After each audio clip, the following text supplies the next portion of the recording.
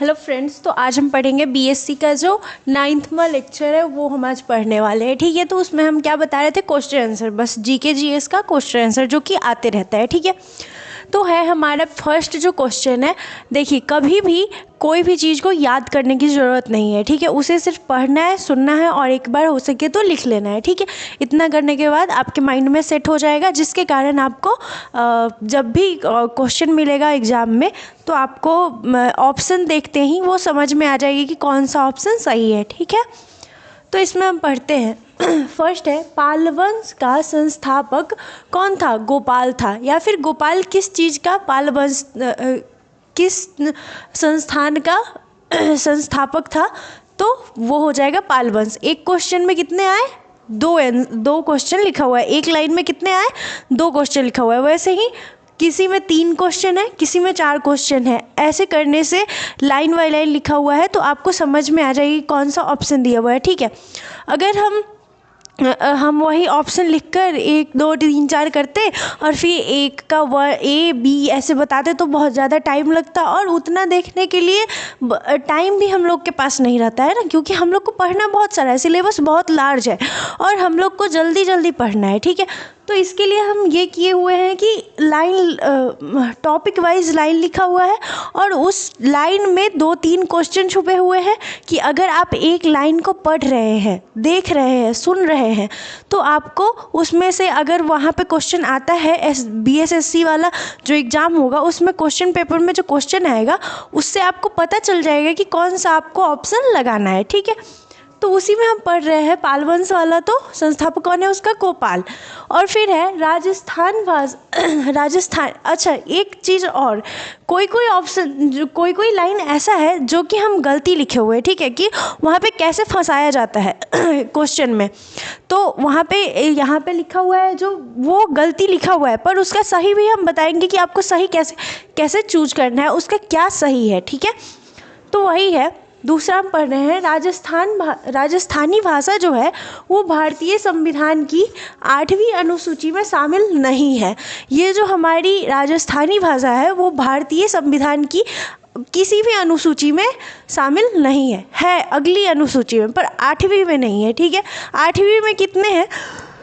ये इतने सारे हैं, पर संविधान में जो 14 वो भाषाएं लागू हुई थी, लिखी गई थी संविधान के प्रारंभ में, वो बहुत पहले ही जब शुरू में संविधान लिखा गया था उसी टाइम 14 भाषाएं लिख दी गई थी, उसके बाद बदलाव नहीं हुआ। ठीक है, तो संविधान की 8वीं अनुसूची में निम्नलिखित 22 भाषाएं हैं। 22 भाषाएं हैं 8वीं अनुसूची में लिखी हुई, पर संविधान में कितने लागू हो रहे हैं? 14। ठीक है, कौन कौन थी? आसामिया, बांग्ला, गुजराती, हिंदी, कन्नड़, कश्मीरी, कोंकणी,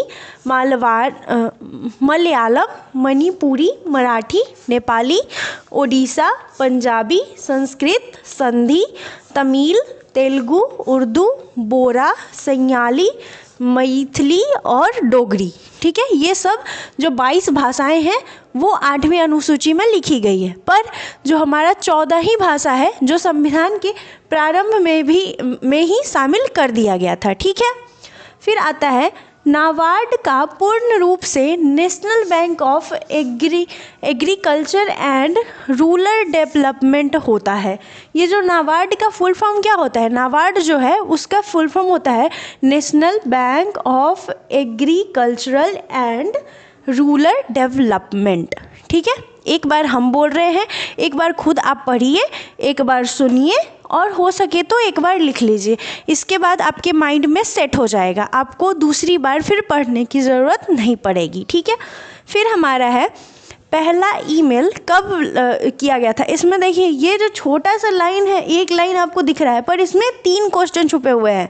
पहला ईमेल जो था वो 1971 में भेजा गया था। ठीक है, कौन भेजा था? टॉमलिंसन ने भेजा था। ठीक है, पहला ईमेल कब भेजा गया? 1971 में, यानी कि 1971 में। और किसने भेजा था? टॉमलिंसन ने। ठीक है, फिर हमारा है, एनटीपीसी ने पीएनजी नेटवर्क में भारत की पहली हरित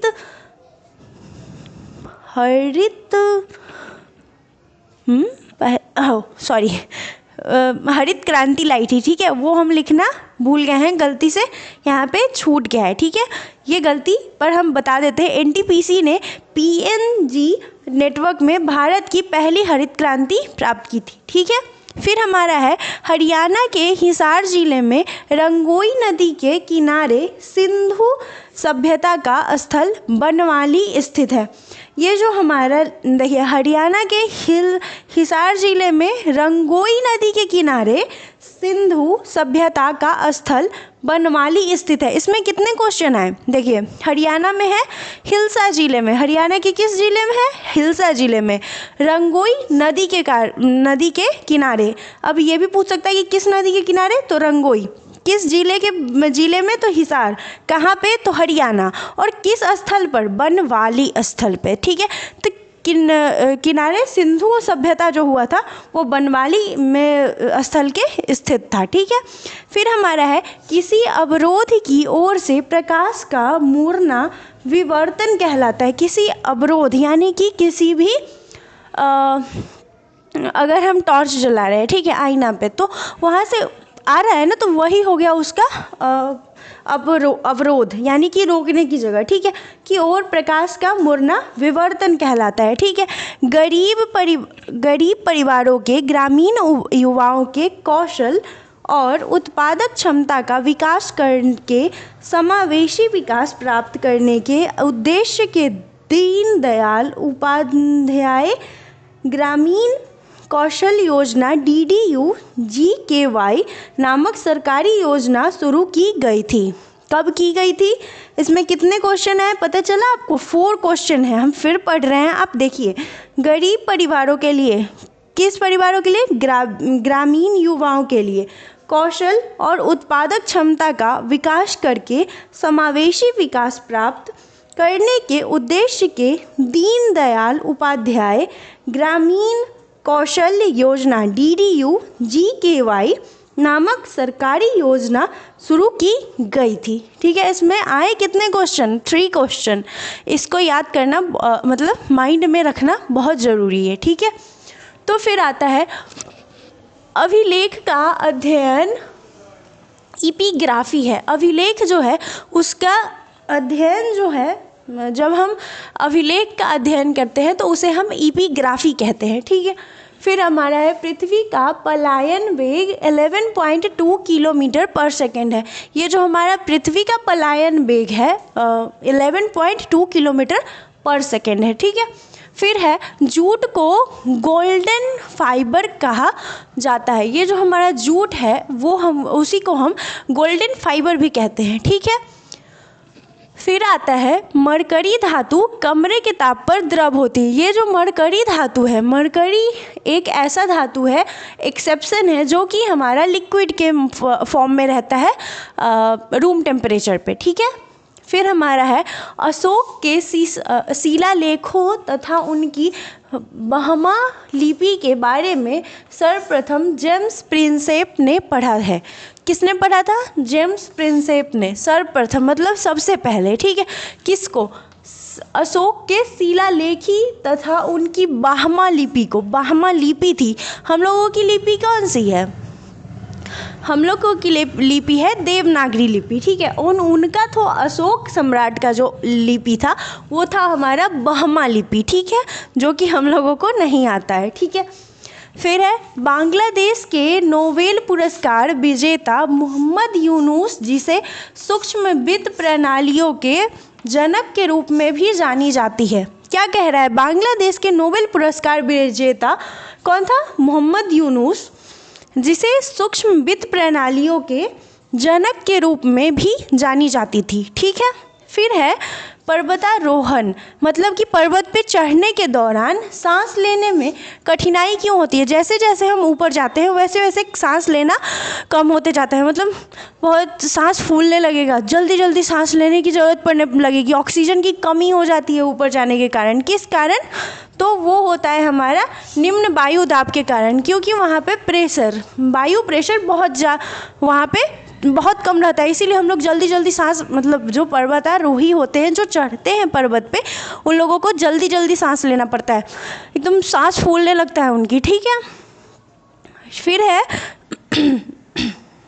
भारत में प्रथम पंचवर्षीय योजना में सर्वोच्च प्राथमिकता कृषि थी। जो हमारे भारत में प्रथम पंचवर्षीय योजना में जो योजना चला था पंचवर्षीय, उसमें सर्वोच्च प्राथमिकता कृषि की थी। ठीक है।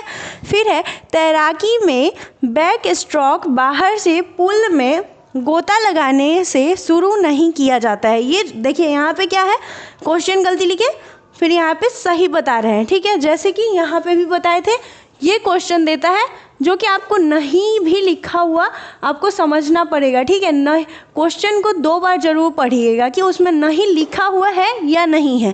वैसे ही यहाँ पे भी नहीं लिखा हुआ है। ठीक है। तो इसको पढ़ के फिर आप ऑप्शन को सेलेक्ट कीजिएगा। ठीक है। तो जब तैराकी होता है यानी कि स्विमिंग होता है, तो बैंक स्ट्रोक बाहर से पूल में गोता लगाने से शुरू नहीं किया जाता है। ये जो बैंक स्ट्रोक है वो बाहर से पूल में गोता लगाने में शुरू नहीं किया जाता है। कैसे किया जाता है?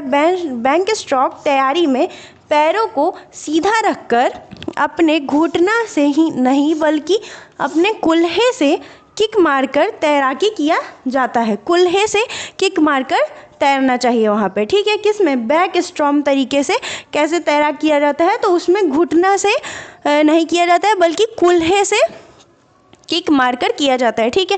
फिर हमारा आता है राज्य लोक सेवा आयोग के अध्यक्ष को राष्ट्रपति हटा सकता है। जो राज्य लोक सेवा आयोग है उसका जो अध्यक्ष होगा उसे कोई नहीं हटा सकता है। कौन हटा सकता है? तो वो हमारा है राष्ट्रपति हटा सकते हैं। ठीक है। फिर हमारा आता है वर्मा, जो कि म्यांमार भी जो वर्मा को ही पहले अब म्यांमार कहने लगा है, पहले उसका नाम वर्मा था, को ब्रिटिश भारत से 1937 में अलग किया गया था। जो ब्रिटिशर वो भारत से 1937 में अलग किया गया था। ठीक है। फिर है द बैटल ऑफ बिलोंगिंग। ये जो द बैटल ऑफ बिलोंगिंग है, एक बुक है, उसके लेखक कौन है? शशि थरूर। एक बहुत सारा क्वेश्चन इस पे भी बेसिस पे आता है कि उसका लेखक पूछा जाता है। ठीक है। तो ये है द बैटल ऑफ बिलोंगिंग। ये एक पुस्तक है, उसके लेखक है शशि थरूर। ये बहुत बड़े लेखक हैं। ठीक है। तो आज के लेक्चर में इतना ही, अगले लेक्चर में और पढ़ेंगे। Thank you.